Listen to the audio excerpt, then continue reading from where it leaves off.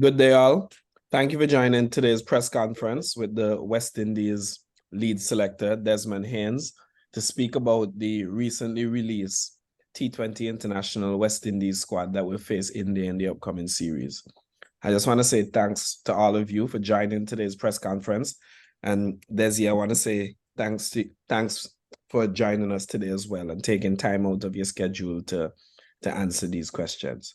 I'm going to ask that if you have questions prepared, that you please indicate by raising your hand in the Zoom group chat.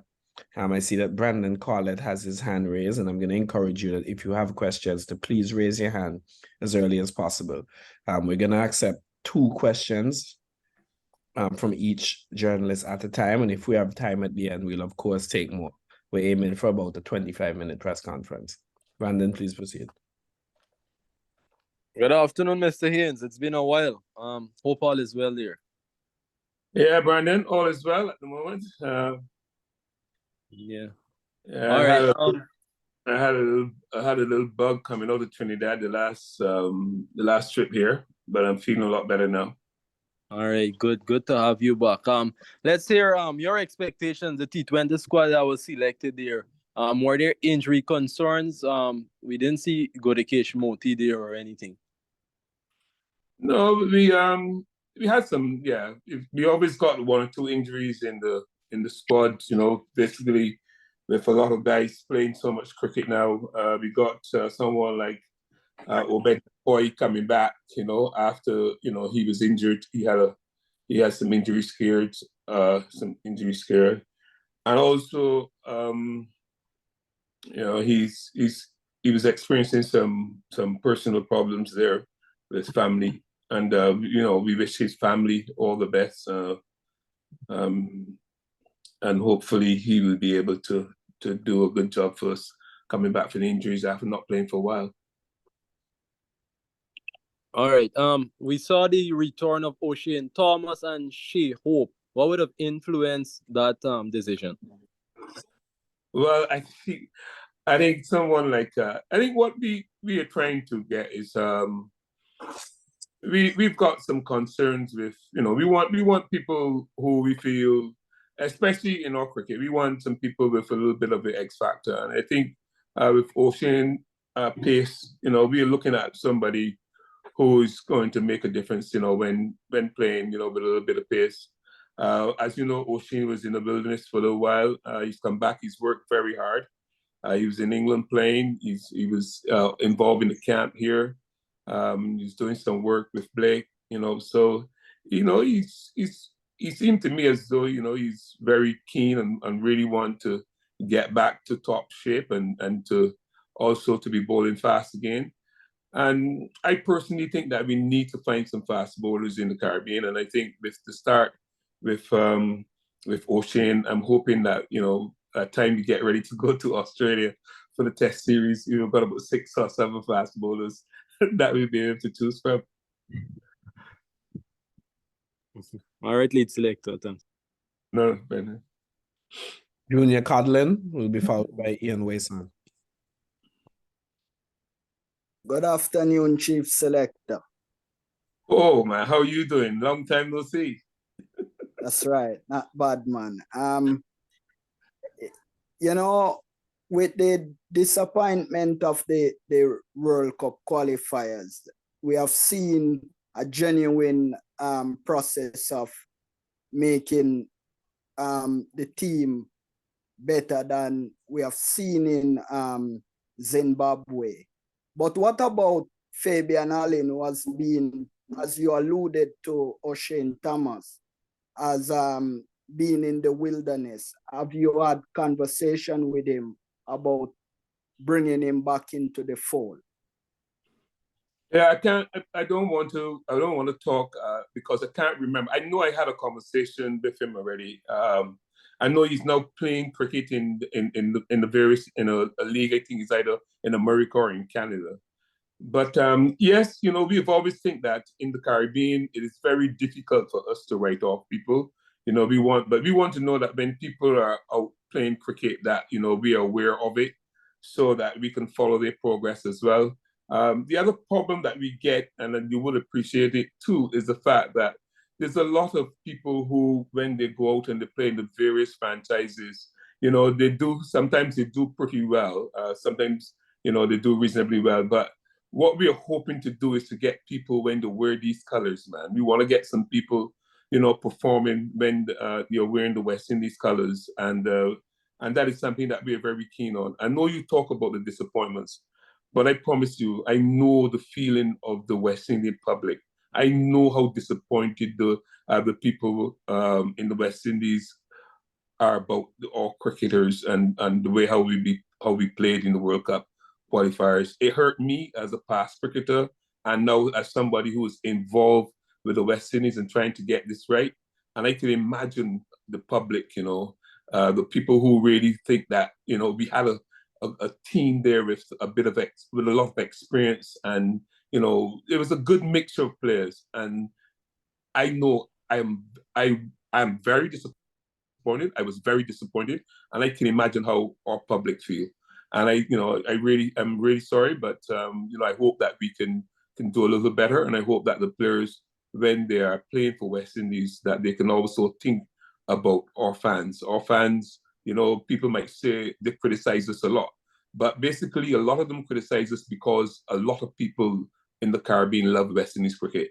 And the players got to realize that the criticism don't only come because that you are not doing well. The criticism is coming from the fact that the way how the people are looking at us as a team that we believe are good enough to perform at that level. And if they're not performing well at that level, the players must understand that they're going to get some stick. We, the selectors, get stick. So I hope that the players will understand that when you're wearing these colors, think about the fans and try to play with some pride and try to make us proud. Wonderful, Chief Selector. Thank you so much, and you take care. Thanks, man. Ian? Good afternoon. Good afternoon, Haynes again. I know last year around this time when you were announcing the team for the World Cup, you mentioned that you would have moved on from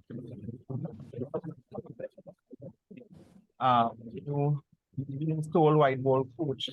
Sammy named Russell as one of the players he would like to get back in the fold. Was there any discussion on players like Russell? Because I see he's continued to be left out of the team, but was there any discussion between yourself and the coach regarding Russell and Narayan?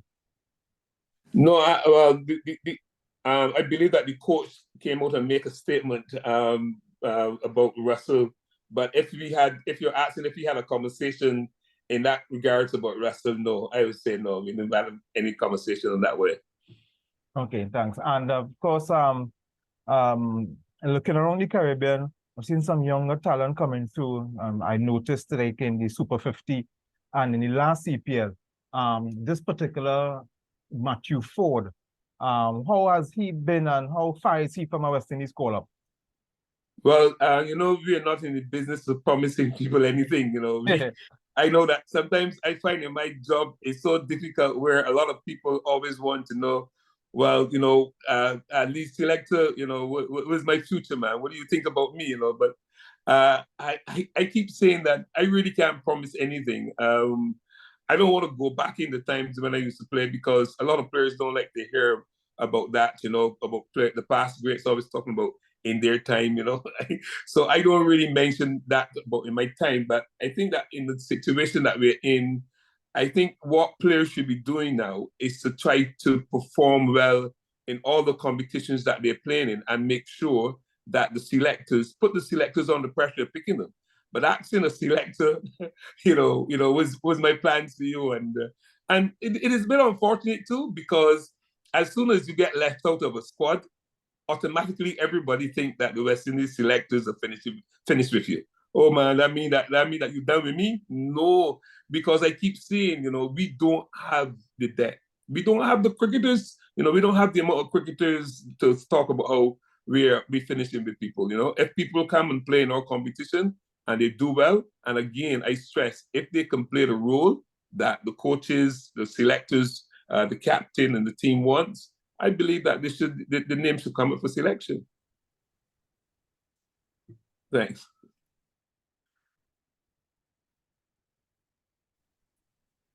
Marshall Hewitt, who will be followed by Gavin Richards.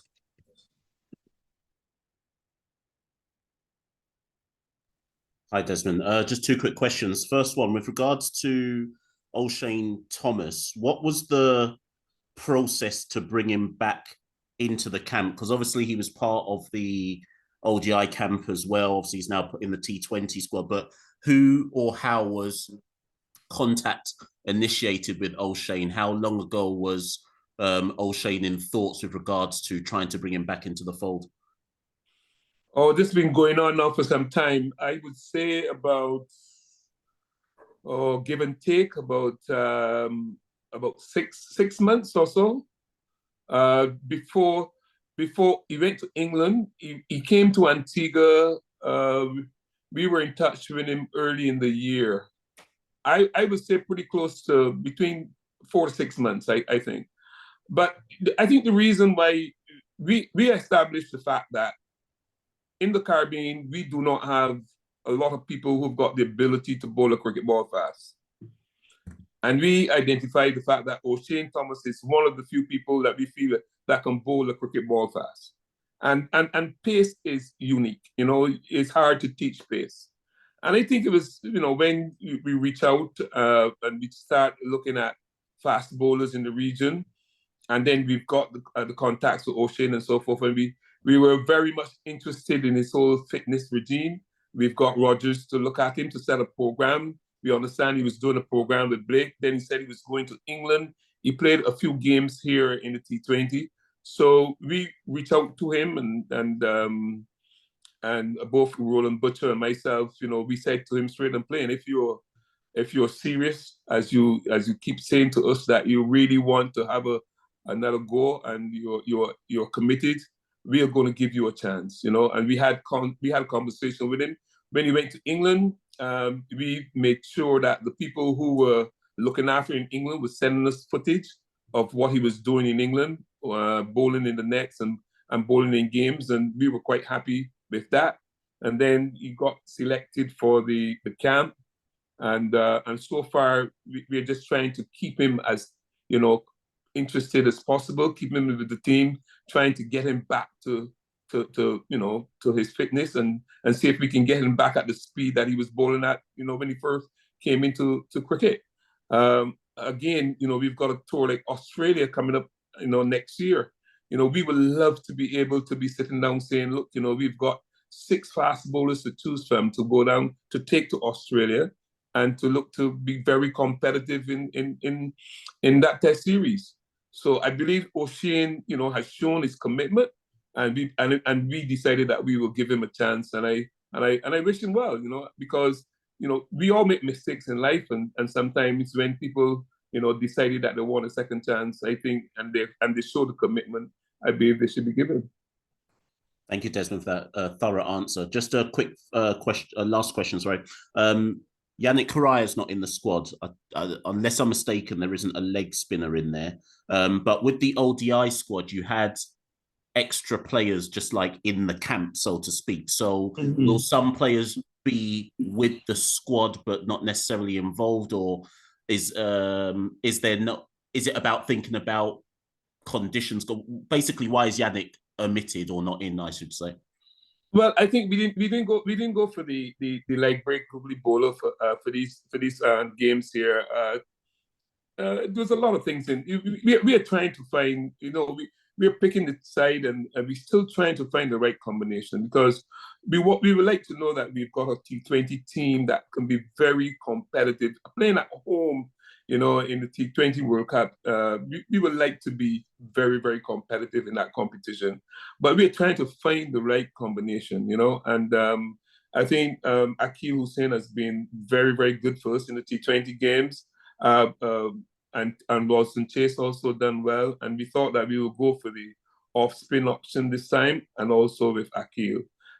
We've also had a chat about Moti, because we think that Moti is bowling very well, you know, since he came back from the injury and just played at those couple of games there. We are very impressed with his recovery and how he's bowling. So, you know, in that way, we're quite happy. But I think that in this T20 these T20s, we just decided that we're going to try to look for a combination where we would like to get a little bit of pace up front. As you know, we've got a lot of our bowlers are very samey bowl at the, apart from Azari, we don't really have the express pace there. So that's why we thought let's O'Shane have a look in as well. We got Obed to do, that he can swing the ball and bowl a lot of varieties there. We also, at the time, we did discuss as well Cottrell and also Drake's. Those were the left arm options in which we look at. And with Shea Hope, we just thought that Shea is obviously batting very well, and we think that Shea is batting well enough to play in all three competitions for West Indies. Thank you very much. Much appreciated. Okay.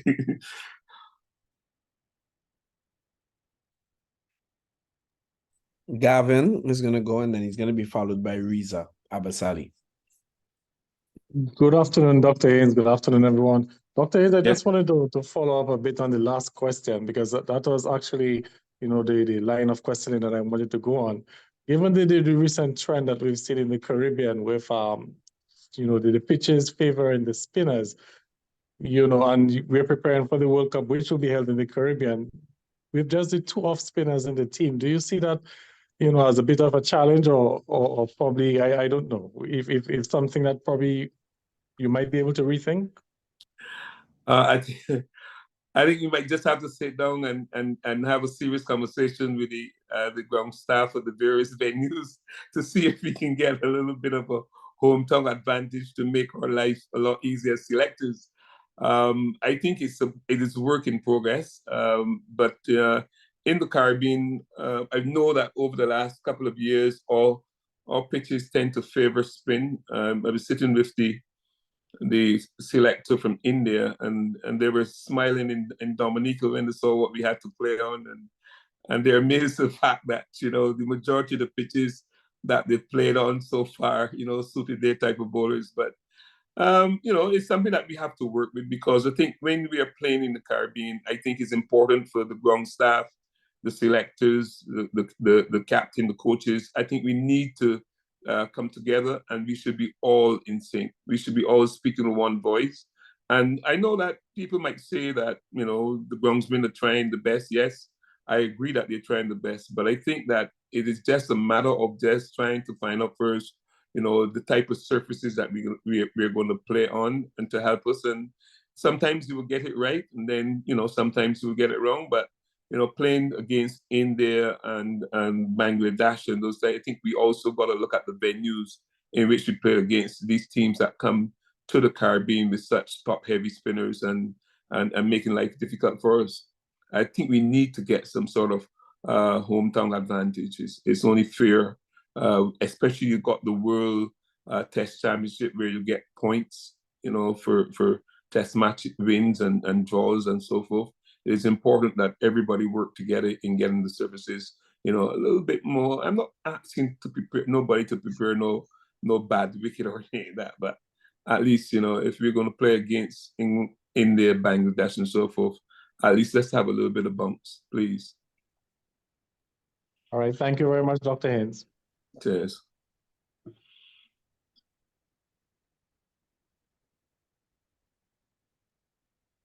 Riza. Yes, mine. Thank you, Daria. Dr. Desmond Leo Haynes, it's great to have you on the same platform as myself here, man. It's an honor. Lots of talk on. I am focusing on Test cricket, because that's my choice, notwithstanding one-day cricket and all of that. How do you respond to this all-encompassing statement? We're looking at our Test players presently in the last 5, 10, 15, 20 years. In terms of not being prepared fully, they are not the finished product. And we're talking about coaches at the under 13, under 15, under 17, under 19 level, because from that grouping, we get our Test players, Dr. Haynes. Our coaches, are we selecting the best coaches? We're not certainly talking about accreditation only, but the experience. Because even our Trinidad side, the under 19 side, I mean, they placed fifth or were playing fifth. What I'm saying, are we working on our best coaches for our youngsters, Dr. Haynes? I think you just gone over my pay grade. Yeah, but this is a press conference with the lead selector. I'm only here to talk about the selection of the team for the T20. Well, no, I'm sorry about that. Yes, I'm not a coach because I don't think it's fair either for me to be making any comments about the our coaches. I don't think that is fair at all. I hear you, but I think that it would be better for me not to go down that line. And also, that is definitely above my pay grade. Okay, no problem. No problem. Thanks. All right. Brandon, call it to close off tonight's engagement. All right, Dr. Haynes, quick question. Yeah, Brandon. In terms of Kevin Sinclair and Roston Chase, how difficult was that selection? Both off spinners, and we know Chase made the cut instead of Sinclair. What was the rationale behind that? Yeah, well, as I mentioned before, we talk about Chase's performance in South Africa. You know, in that series we played against South Africa, there he played the role that the captain and the team wanted. So that's good. You know, we've had a long discussion about Sinclair because we as selectors, we believe this boy got a lot of talent. We believe that he's somebody for the future. And he keeps, you know, ticking the right boxes all the time. So when I first saw him, I must admit, I saw in the 50-over competition in Antigua, I was very, very impressed with his batting. And then I had conversations with Brian Lar only a couple of weeks ago when he was here in Trinidad for the test. We did, you know, had a chat about him. And I believe that he, you know, given the right opportunities for his franchise in Guyana and so forth, you know, he can develop into be a very good batsman as well. And, you know, with his off spin, obviously, you know, and he's a good fielder as well with his off spin too, which would help because, you know, it's important to have, you know, somebody who is going to bat first, and then you can easily look to play in all formats of the game for us. So, you know, as a young man, he seemed to be very enthusiastic. He's always asking questions. Might be branded as somebody who loves to talk, but I think that's how you learn. You know, he's always asking questions, trying to get better. And I hope that the young man will continue in that vein, and I hope that he will continue to improve and make us proud.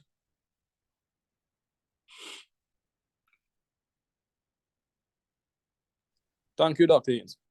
Cheers. Thank you, Dr. Haynes. On behalf of Cricket West Indies, firstly, I just want to say thanks to everyone for joining today's Zoom press conference. Dr. Haynes, I want to say thanks again for making yourself available and for answering the questions. Everyone, I'm going to send out the resources for this press conference as soon as possible in the WhatsApp group chat, and we're looking forward to engaging with you next. Enjoy the rest of your day. Thank you.